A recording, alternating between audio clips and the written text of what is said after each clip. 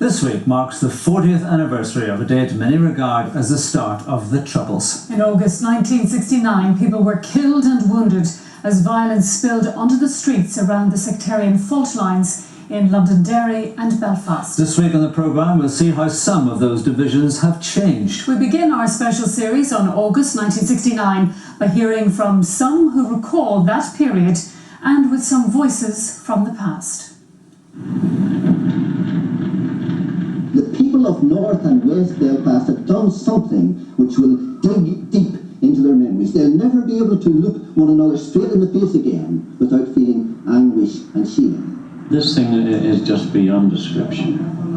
I can see a generation being blasted into bitterness. Youngsters growing up, they'll never forget this. They'll never forget the homes they've lost, the people they've lost. I just can't find words to describe the agony of this week. I never had no grudge against nobody, but now I have a bitterness in me.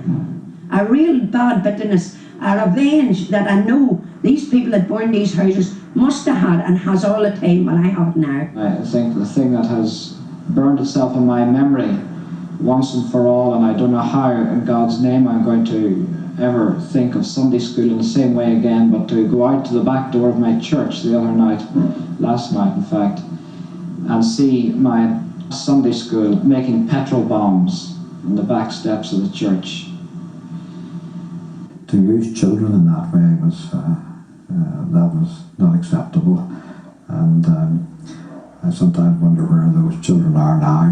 Hopefully my scattering of them that evening was it was a bit like cleansing the temple and hopefully they got a message very quickly that the people who put them up to it, that this isn't on. We have seen in the distance the buildings blazing. We have smelt the smoke, and we have seen the terror in these people's eyes, and we have seen people bedding down on mattresses that belong to other people, and we have seen food being brought in. The most wonderful thing that have happened, of course, that people from all parts have offered food and clothing and everything. I walked through the city of Belfast after one of the most appalling blitzes during the Second World War, and I got the smell of burning, which remained with me for a long, long time. Exactly the same feeling in '69, and it was horrible because you felt that there were forces there that nobody was likely to be able to control, and certainly not for a long time to come. It was a sort of a standard joke about, the IRA is coming. Everybody sort of laughed at it and drew wee cartoons about it, and because they had obviously their campaigns before never lasted anyway. In 1969, when the Trouble broke, I don't think among all the Republicans there was a dozen guns, and some of them were actually guns that were learned from 1920. Everything became sinister. You lost the sunny days. People had stubble on their chin and they were wearing Parker jackets and were who's he?